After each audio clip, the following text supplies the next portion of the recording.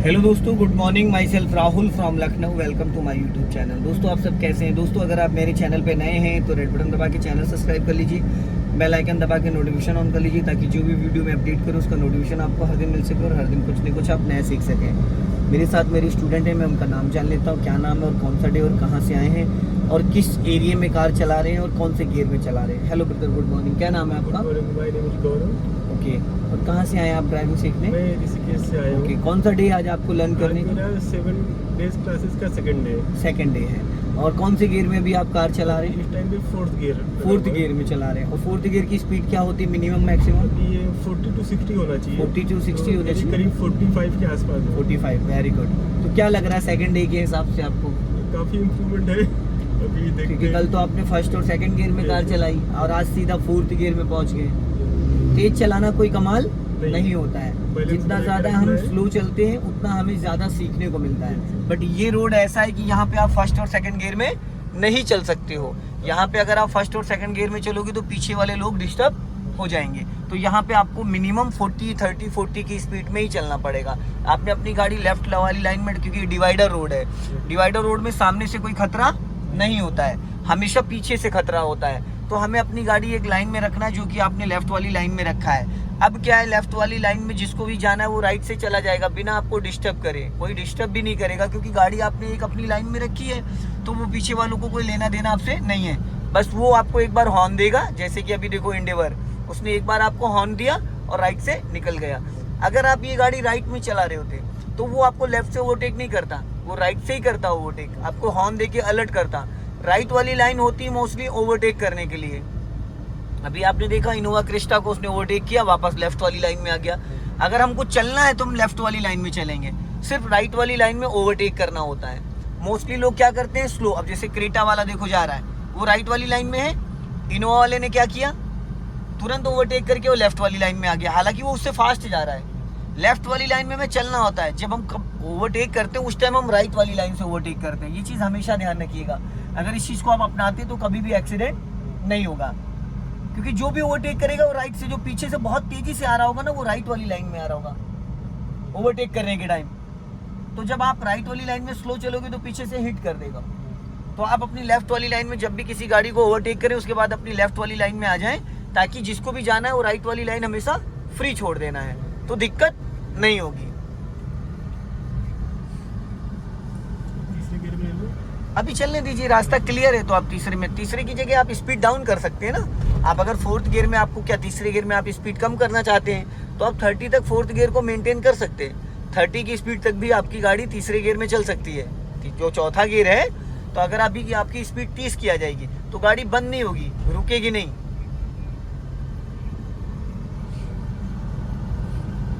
बस टर्निंग पे एक चीज का ध्यान देना कि गाड़ी आपकी लहराए ना। जिस लाइन में आप चल रहे हो ना, इसी लाइन में चलनी चाहिए, लहरानी नहीं चाहिए बस।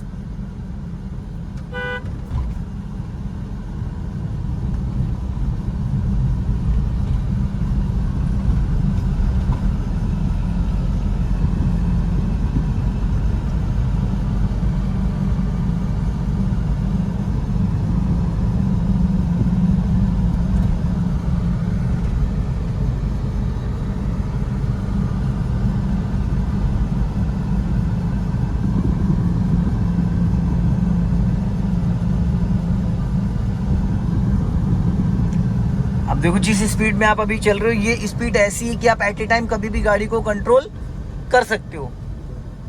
जब चाहो, जितने चाहो उतने पे अपनी गाड़ी को आप कंट्रोल कर सकते हो, जो भी आपकी स्पीड है। अगर आप 60 अबव चल रहे होते तो शायद आपके डेज के हिसाब से आपकी स्पीड ओवर हो जाती। अब जैसे जैसे देखो रोड टर्न हो रहा है, वैसे वैसे आपकी गाड़ी टर्न हो रही है। कोई दिक्कत हो रही है यहाँ पे? जरा सा भी डिसबैलेंस हुआ नहीं हुआ, क्योंकि व्हाइट लाइन के अंदर आप चल रहे हो।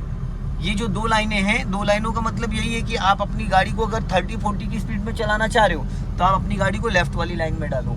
अगर आप 60, 70, 80 चलना चाह रहे हो तो आप राइट वाली लाइन में, क्योंकि राइट वाली लाइन में आपको कोई बंदा ओवरटेक नहीं करेगा, आप सभी को करते जाओगे। एकदम सीधा चलना, लास्ट में जाके यू टर्न मारना है, जहाँ से अभी इससे पहले यू टर्न किया था। हम लोग सही पथ पे पहुँचने वाले हैं। अभी चलते रहो, अभी तो काफ़ी दूर है। अभी सामने स्पीड ब्रेकर आ रहा है 100 मीटर पे, तब गियर चेंज कर लेना। अब प्लानिंग अभी से करना स्टार्ट कर दो। राइट वाला पैर ब्रेक पे ले आओ, और पूरा क्लच दबाओ, क्लच पूरा, अब सीधा सीधा ऊपर जाओ, बस ब्रेक और क्लच पे पैर रखो, कुछ नहीं करना, ब्रेक लो हल्का सा, ब्रेक ही नहीं लिया आपने, ब्रेक ही नहीं लिया, अरे मेरे भाई। अब जब ब्रेक लिया तो एकदम ले लिया, थोड़ा सा ब्रेक एक्स्ट्रा लेना था ना, आपने खाली ब्रेक पे पैर रखा था। देखा गाड़ी कितनी स्पीड ज्यादा थी, सामने एसयूवी जा रही थी। चलो छोड़ो, शूज हटा के चलाया करो, देखो कितना गजब चलाता है बिना शूज के। भाई आपको टच फील नहीं आ रहा ना पैडल का, कितना आप दबा रहे हो, कितना छोड़ रहे हो। और स्टार्टिंग के 2-3 दिन आप बिना शूज के चला लोगे तो एकदम सटीक जजमेंट बैठ जाएगा आपका। ब्रेक पे पैर आया था, गियर बदलते टाइम नहीं आया। क्लच को फ्री कर दो, हाँ चलो। भाई जब हम शूज में क्या होता है ना, ताकत तो बहुत अच्छी लगती है, बहुत अच्छा प्रेशर, लेकिन हमें टच फील नहीं। एक्सीलेटर, ब्रेक और क्लच तीनों पैडल का अलग अलग रोल है। एक्सीलेटर को बहुत, देखो आपने सेकंड थर्ड गियर डाल दिया 20 की स्पीड में, 20 की स्पीड में डाल दिया। थर्ड गियर की स्पीड 30 के बाद डाला जाता है। अब जब कैपेसिटी उसकी 10 किलो की आप उसको दे रहे हो 50 kg, तो कैसे पॉसिबल होगा। हर गियर की लिमिटेड होती है स्पीड। आप फर्स्ट गियर में 40 की स्पीड में नहीं चल सकते हो, और फोर्थ गियर में आप 100 नहीं चल सकते हो। एक लिमिट है हर गियर की, उसके अकॉर्डिंग आपको गाड़ी को चलाना है। गियर क्यों बदला जाता है, गाड़ी के इंजन को स्मूथ करने के लिए। कि अब फर्स्ट गियर में अगर 40-50 चलोगे तो इंजन हीट कर जाएगा। तो सबसे ताकतवर गियर जो होता है फर्स्ट होता है, और स्पीड के अकॉर्डिंग जैसे टॉप गियर कहते हैं 5th गियर, 6th गियर, अभी 7 गियर भी आ गए हैं। तो 5th गियर आपका टॉप गियर है। जैसे हाईवे पे आपको चलना है 60 अब जाना है, तो आप 5th गियर डाल दोगे, वहाँ पे इंजन आपका हीट कम करता है, इंजन स्मूथ हो जाता है, इंजन का साउंड भी बहुत कम हो जाता है। जैसे जैसे अभी देखो आप थर्ड गियर में हो तो इंजन का ये साउंड सुन रहे हो, अभी आप 4th गियर डाल दोगे तो इंजन का जो सनसनाहट और कम हो जाएगा, 5th गियर में और कम हो जाएगा, एकदम स्मूथ हो जाता है इंजन। और इंजन के साउंड को भी थोड़ा सा आपको समझना पड़ेगा कि इंजन कह क्या रहा है, उसकी साउंड से आइडिया लग जाता है धीरे धीरे कि इंजन क्या बोल रहा है। अब देखो यहाँ पे टर्निंग पॉइंट आ रहा है, अब आगे से आपको यू टर्न मारना होगा, और जैसे जैसे मैं बताऊंगा वैसे वैसे करना होगा। अभी चलते रहो, हाँ।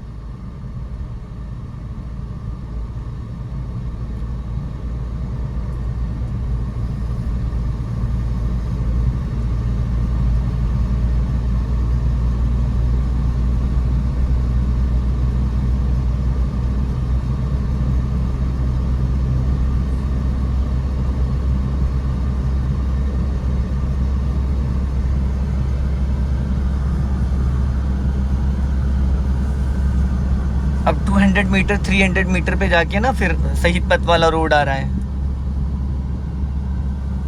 अपनी लेफ्ट वाली। अब देखो जैसे सामने टर्निंग पॉइंट आ रहा है, तो आपको क्या करना है, राइट वाला पैर ब्रेक पे लिया हो, दबाना नहीं है, but accelerator to brake, accelerator to brake. और लेफ्ट वाला भी जब आप ब्रेक पे ला रहे हो तो लेफ्ट वाला क्लच पे आना चाहिए।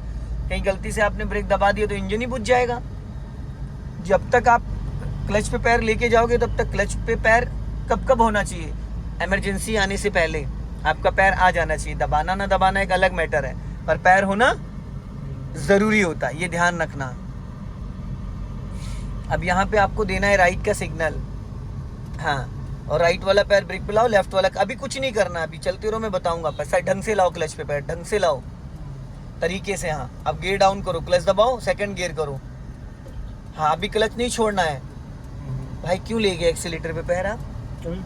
तो नहीं ले जाना था ना, आप ले जा रहे थे भाई, अभी वो पूरा प्रोसीजर ही कंप्लीट नहीं हुआ है। आप क्लच को रिलीज करो, क्लच पूरा रिलीज कर दो, पैर उसी पे रहेगा। जैसे उसने नेक्सॉन वाले ने आगे जाके थोड़ा सा, हाँ, अब पूरा राइट टर्न कर दो फटाफट, हाँ बस। अब सीधी रखो, सीधी। अरे भैया मेरे एक्सीलेटर पे किसने कहा पैर ले जाने को आपको? ये फुल एक्सीडेंट के चांसेस होते हैं। आपको पता चला, अरे क्या करना चाह रहे हैं मेरे भाई आप? या तो मेरी सुन लीजिए या आप अपनी कर लीजिए। फिर आप करना क्या चाहते हैं? नहीं बताइए, करना क्या चाहते हैं आप? इतना कंफ्यूज क्यों हो रहे हैं भैया? आपको पता ही नहीं है 20% आपका एक्सीलेटर दब गया था, आपको खुद ही नहीं पता है, आपको शूज में फील ही नहीं आ रहा। गाड़ी भागी थी नहीं भागी थी, टर्निंग पे भागी थी नहीं भागी थी?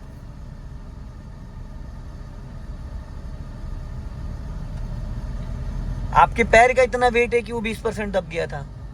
मैंने आपको सेकंड गियर क्यों करा दिया था? ताकि गाड़ी नॉर्मली स्पीड में टर्न हो जाए। आपको एक्सीलेटर को टच ही नहीं करना था। विदाउट एक्सीलेटर फर्स्ट और सेकंड गियर में गाड़ी चलती 10 से 20 की स्पीड में। आप लाइए राइट वाला पैर ब्रेक पे। हाँ, कुछ नहीं करना, जब तक मैं कहूँ ना तब तक छूना नहीं कोई भी पैडल। जो कंडीशन इसी कंडीशन में रखना गाड़ी अपनी। गाड़ी कौन से गियर में है? अभी सेकंड गियर में। और आपकी स्पीड क्या है? 15-20 के आसपास है। 15-20 के आसपास है। अभी आपने एक्सीलेटर छोड़े हुए आप लगभग आपको 50 सेकंड हो गए। गाड़ी रुकी कहीं? बंद हुई? गाड़ी में एसी भी ऑन है। और इसको आप इसी तरीके से घंटों चला सकते हैं। तो टर्निंग के टाइम आपका राइट वाला पैर कहाँ होना चाहिए था? और आपने रखा कहाँ था? ए पे चला गया था। और आपने वहां पे डर की घबराहट की वजह से आपका एक्सीलेटर दब गया था। ये 90% एक्सीडेंट के चांसेस होते हैं। तो जिस गली में जाना नहीं उसका पता नहीं पूछना चाहिए। तो जब आप टर्न कर रहे थे तो उससे पहले मैंने आपका गियर डाउन करा दिया। तो मैंने क्या कहा था? राइट वाला पैर ब्रेक पे, क्योंकि टर्निंग के टाइम हमें एक्सीलेटर की जरूरत। आपने स्टीयरिंग पूरा राइट घुमा दिया तो और गलती से ज्यादा एक्सीलेटर दब जाता तो आप पता है कहाँ जाके लड़ते? डिवाइडर में ऐसे जाके लड़ जाते, क्योंकि स्टीयरिंग तो पूरा राइट घुमा हुआ था, चल रही है ना बिना एक्सीलेटर। ये घंटों आप चला सकते हो इसको। फर्स्ट और सेकंड गियर और बैक गियर में हमें एक्सीलेटर की जरूरत नहीं। अब धीरे धीरे 10 की स्पीड में गाड़ी आ गई है आपकी। 15 नहीं है, 10 है, पर ये इसी स्पीड में चलती रहेगी। फिर आपने एक्सीलेटर पे पैर रख दिया था। चलिए ठीक है, कोई नहीं, चलाइए, बढ़ाइए, रेस करिए, स्पीड बढ़ा लीजिए। कुछ बातें हैं ना समझनी जरूरी होती हैं। चला तो आप रहे हैं, पर उन बातों का तालमेल बैठना जरूरी होता है कि उसका रीजन क्या है, जो आपने गलती करी क्यों करी और क्यों नहीं होनी चाहिए थी। मेरा काम वो है आपको बताना। अभी स्पीड बढ़ा लीजिए। भाई मैंने स्पीड बढ़ाने को कहा है, गियर बदलने को नहीं कहा है। आप थोड़ा सा मुझे समझने की कोशिश करिए। स्पीड एक्सीलेटर से बढ़ती है, गियर से नहीं बढ़ती। पहले आप स्पीड मेंटेन करो, हाँ, और बढ़ाओ। अब आपको थर्ड गियर करना है। अब ये थर्ड गियर की स्पीड आई है 30, अब गियर चेंज करो थर्ड। गियर में आप बहुत ज्यादा ताकत लगाते हैं, मजबूरी में मुझे इसको पकड़ना पड़ेगा गियर को, क्योंकि आवाज आई ना खट करके, आई थी नहीं आई थी, क्योंकि आपने गियर में बहुत ताकत लगाई। देखो गियर ऐसे लगता है। राइट वाला एक्सीलेटर से पैर हटाओ और पूरा क्लच दबाओ, दबाओ पूरा क्लच। और ये देखो इधर देखना, ये सेकंड हो गया, यहाँ ये थर्ड हो गया। जरा सा भी आवाज आई क्योंकि आपने गियर को इतना ज्यादा प्रेशर लगा के ताकत लगा के पकड़ा था। ये हल्के से इशारे से गियर लगता है। गियर को जितना ज्यादा टाइट पकड़ोगे उतनी ज्यादा आपको दिक्कत होगी गियर चेंज करने में, क्योंकि जो गियर को लेफ्ट और राइट करने का प्रोसीजर है ना वो नहीं हो पाएगा, क्योंकि आपने पूरी ताकत लगा के तो गियर को हार्ड कर रखा है। दिक्कत ये आती है, गियर लगाते टाइम ऐसे हाथ को रखना जैसे कि एकदम इशारे से। और जब ये पत्थर उत्तर कुछ आते हैं ना तो वहां पे हल्का सा ब्रेक पे पैर ले आया करिए, ताकि गलती से भी कहीं एक्सीलेटर ना दब जाए। अभी देखो खड्डा आया लेफ्ट में, ये चलो थोड़ी सी स्पीड मेंटेन करो, ज्यादा लेफ्ट मत दबाओ, लेफ्ट में गड्ढे हैं। व्हाइट लाइन क्रॉस नहीं करना है आपको। अब ये टर्निंग पॉइंट है।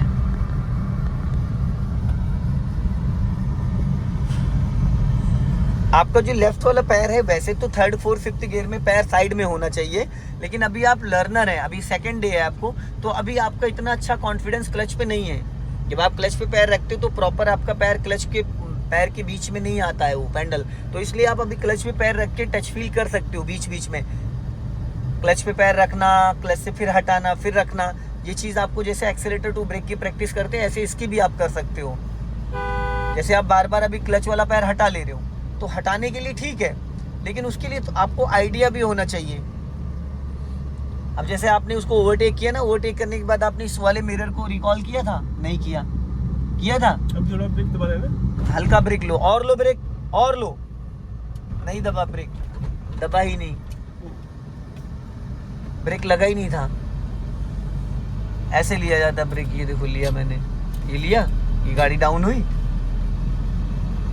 कल से आप बिना सूज के चलाएंगे 3 दिन कम से कम। दोस्तों वीडियो पसंद आए लाइक करें, शेयर करें, कमेंट बॉक्स में जरूर बताएं कि वीडियो कैसा लगा। अगले वीडियो में फिर मिलते हैं। जय हिंद, वंदे मातरम।